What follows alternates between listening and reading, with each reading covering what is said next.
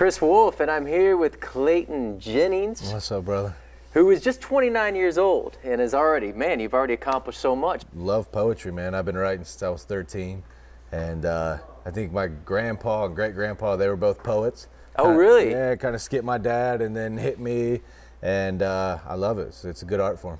So you've been doing spoken word, and then obviously, you know, you've been out there doing ministry for how long now? How long has it been? Quite a few years, man. And for me, it's just using different art forms to reach people with the gospel.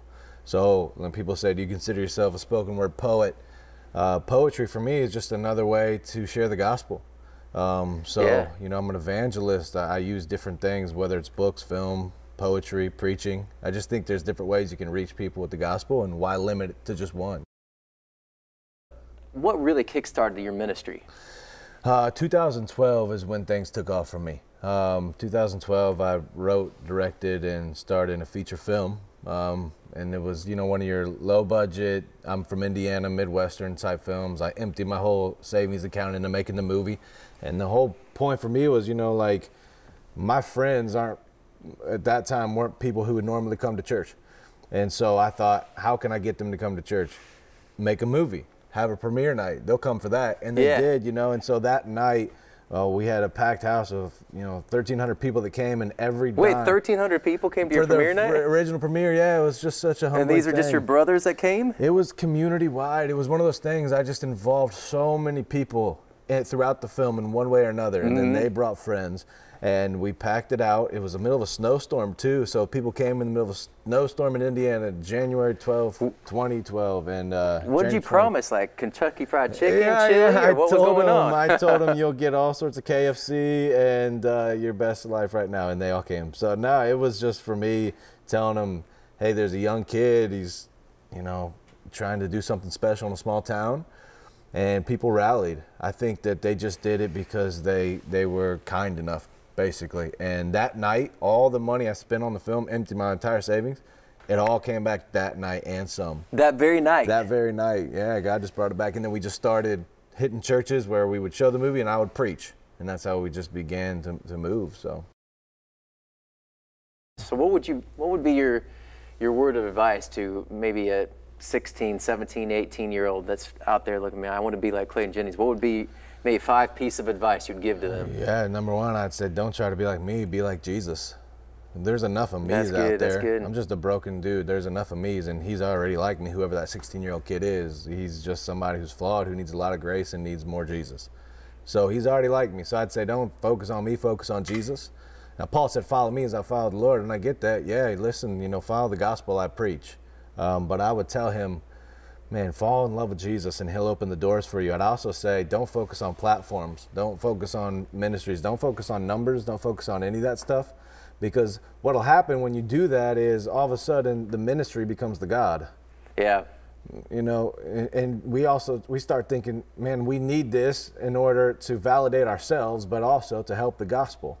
Yeah. God doesn't need us, and we were validated the moment we arrived in that womb. His stamp was on us. We don't need validation, so just follow Jesus, and He'll lift you up. He'll lift you up. Do you ever struggle with that though? Like, you know, when you're putting a video out there that's going to go on Facebook or Instagram or YouTube or whatever, and it's not getting a lot of traction and views. Like, how do you face that? Yeah, I remember there was a time when I was putting out videos 1 a week, and I was spending, oh, my wife will tell you, I was spending so much time on those videos.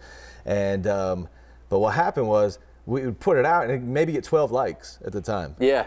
But it was so funny because as soon as we would crack 10, like 2 digits back, we just broke 9. It's 10. I would celebrate. I thought you would celebrate over those small wins. The small wins were so huge to me. It was amazing. And you know, then the Lord increased it. We get millions of views. We've had viral videos. I mean, these things have increased, but I still remember that. So what I've always thought is, even from the beginning, I got excited about just one person. And I think it's because, for me, it was never really about numbers. It was just about people. One was enough for me, that the Lord was like, okay, here's a bunch. And Yeah. that's, and I'm gonna, so we shouldn't get focused on the numbers, and don't get discouraged if only a couple people are watching. Man, that's awesome. Somebody's watching. Yeah. That's something to get excited about. I feel like you just gave like numbers 3 and 4, like gratefulness and don't be discouraged. So what would be your last thing that you would tell to those? Unless you want to throw in anything else you would just share with any young guys or young gals. Yeah, out there. gratefulness. Don't get discouraged. And I tell them never quit. That's the temptation. Just keep going. Just keep going. You say, well, things aren't working out. Jesus' ministry didn't start till he was 30. And man, dude, and it only lasted 3 years. Yeah, but and in look 3 at years, what it caused. Oh, look, it changed the world. So we shouldn't get discouraged. We should never quit, and we should be grateful for what God is doing in our lives. And at the end of the day, I guess another one, can I add, is do it for an audience of 1.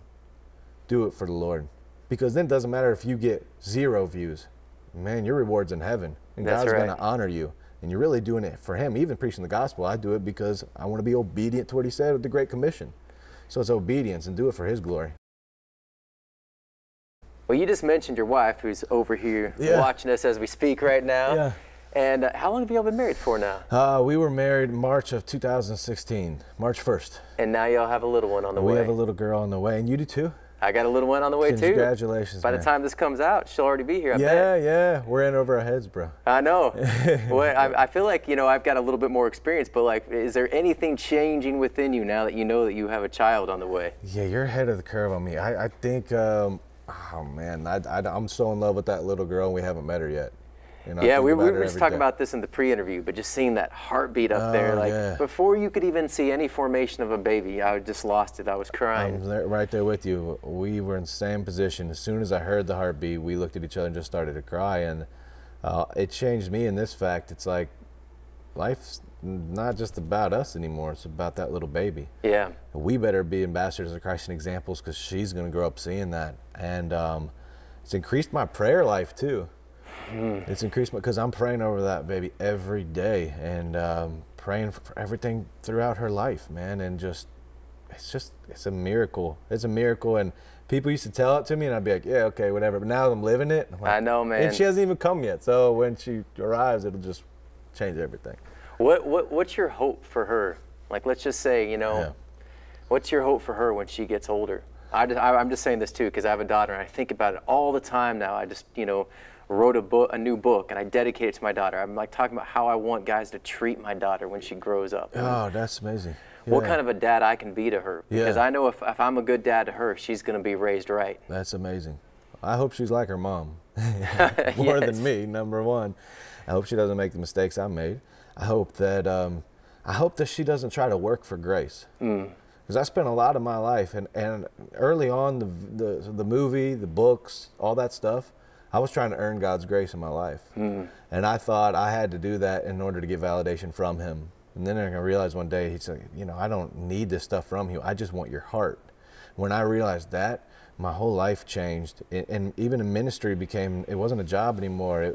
I realized it was a call, and it was a life of just saying thank you to him. So I want her to understand that grace is not a paycheck. And when you get that simple concept, you fall so in love with Jesus. So I hope she falls in love with Jesus, and I hope that she's a world changer. And that doesn't have to mean preaching to millions of people. That just means loving people and loving Jesus right where she's at. That's enough to change the world. Yeah, I think about that too, and I've been just reading all the statistics about what a father's impact can be, even on a daughter. Yeah. And I'm just thinking, like, gosh, like I need to make sure, like I've got to get this right with my daughter. That's right. Well, listen, and we need to you're big and buff. We need to keep pumping the weights and cleaning the shotgun. That's right. No dad bod happening here. No dad bod, and making sure the guys, when they come around, we're just on the porch cleaning the shotgun. Hey. That's right.